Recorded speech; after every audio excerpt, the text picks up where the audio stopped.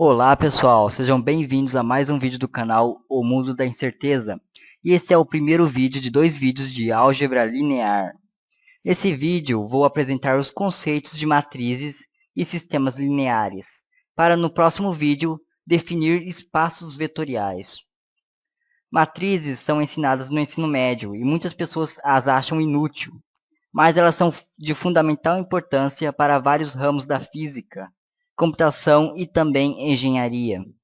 As matrizes são as bases de uma área da matemática chamada de álgebra linear, que por sua vez tem aplicação em mecânica quântica e física relativística.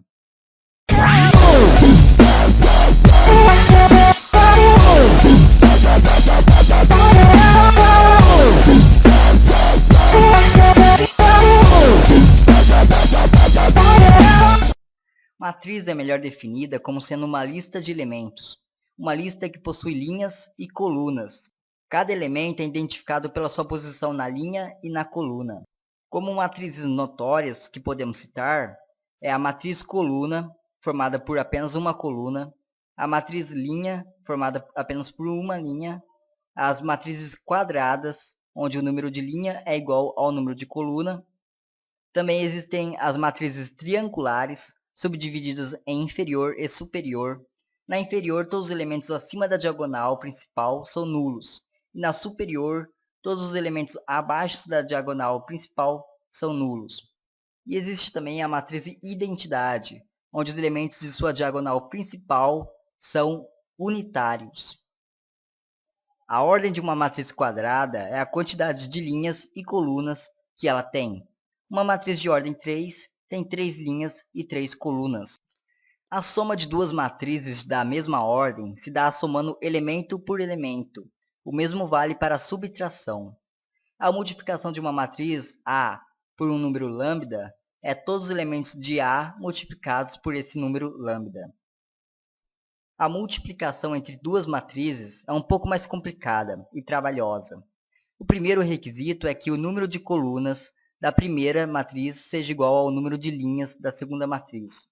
A operação é feita multiplicando os membros da linha da primeira matriz pelos membros da coluna da segunda matriz, onde os elementos devem ser somados, constituindo um único item posicional da matriz. Depois multiplica os elementos da primeira linha da primeira matriz pelo elemento da segunda coluna da segunda matriz, somando-os, formando também um único elemento. Quando acabar as colunas da segunda matriz, avança para a segunda linha da primeira matriz, iniciando novamente o processo. Isso até acabar as linhas da primeira matriz.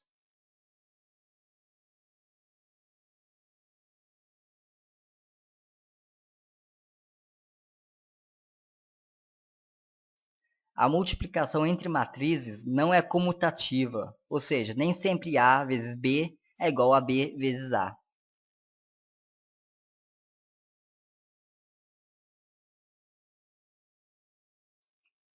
Determinantes são funções matriciais que associa a uma matriz quadrada um escalar. Só existem determinantes de matrizes quadradas. Ele transforma essa matriz num número real. A regra mais conhecida para se calcular determinantes de matrizes quadradas de ordem igual ou menor a 3 é a regra de Sarrus. O determinante de matrizes de ordem 1 é o valor do próprio elemento dessa matriz. O determinante de uma matriz de ordem 2 é o produto dos elementos da diagonal principal subtraídos pelo produto dos elementos da diagonal secundária. O determinante de matriz de ordem 3, você duplica as duas primeiras colunas e multiplica os elementos de todas as diagonais, e depois soma esses valores. Para ordem igual ou maior a 4, temos que aplicar o teorema de Laplace, que vale também para matrizes de ordem menor ou igual a 3. Você vai cancelar a linha ou a coluna que tiver mais zeros. Se não houver zeros, é preferível que se cancele a primeira linha. Se você cancelar a primeira linha, você vai trabalhar com os elementos dessa linha. No primeiro elemento dessa linha, você vai cancelar a primeira linha e a primeira coluna, e irá montar uma matriz com os demais elementos. O segundo elemento, você vai cancelar a primeira linha e a segunda coluna, e assim por diante. A cada termo, nós teremos um cofator associado a ele, que será menos 1 elevado à soma de I mais J, das linhas e colunas do termo, multiplicado pelo determinante da matriz dos termos restantes.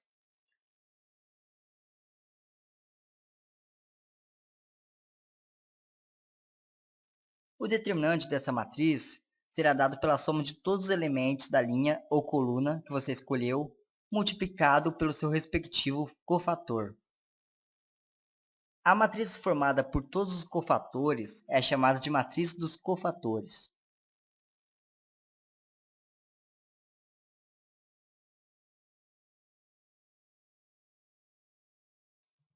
Há alguns casos notórios onde o determinante é nulo. Se houver uma linha ou coluna nula, se uma linha ou coluna é igual a outra, ou se uma linha ou coluna é combinação linear das outras. Além, claro, se uma linha ou coluna for proporcional a outra linha ou coluna.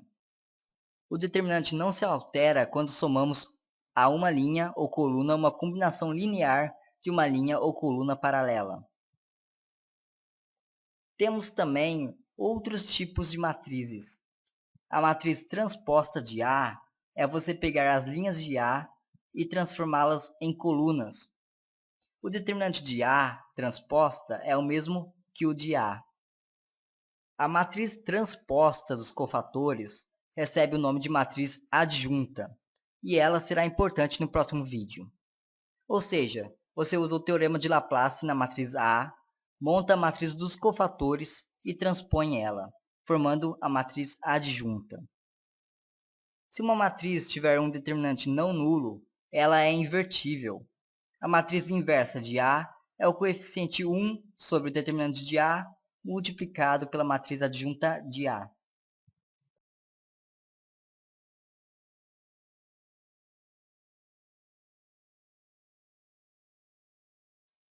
Equações lineares são equações que só possuem expoentes menor ou igual a 1. A equação linear é homogênea se o termo independente dela for igual a zero. Um sistema de equações lineares possui m equações e n incógnitas. A matriz incompleta é a matriz dos coeficientes das incógnitas do sistema, enquanto a matriz completa inclui também os termos independentes. Um sistema é chamado de sistema normal quando possui o mesmo número de equações incógnitas, e para resolvê-los existe a regra de Cramer. A solução xi de um sistema linear normal é dada pelo determinante da matriz incompleta com a coluna i substituída pela coluna dos elementos independentes dxi sobre o determinante da matriz incompleta d. Se d for diferente de zero, o sistema é possível e determinado, ou seja, tem uma única solução.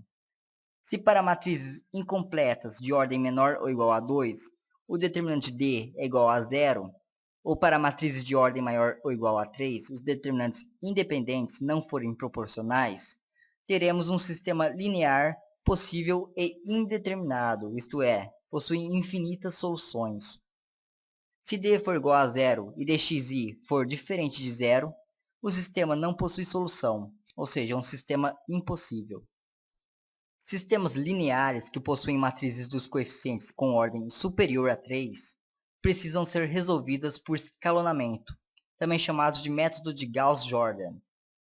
Existem várias maneiras de se escalonar um sistema, dependendo das equações, mas como método geral, podemos fixar como primeira equação a que possui o coeficiente da primeira incógnita diferente de zero. Depois anulamos os coeficientes da primeira incógnita em todas as equações e repetimos o processo com as demais incógnitas até o sistema ficar fácil de se resolver.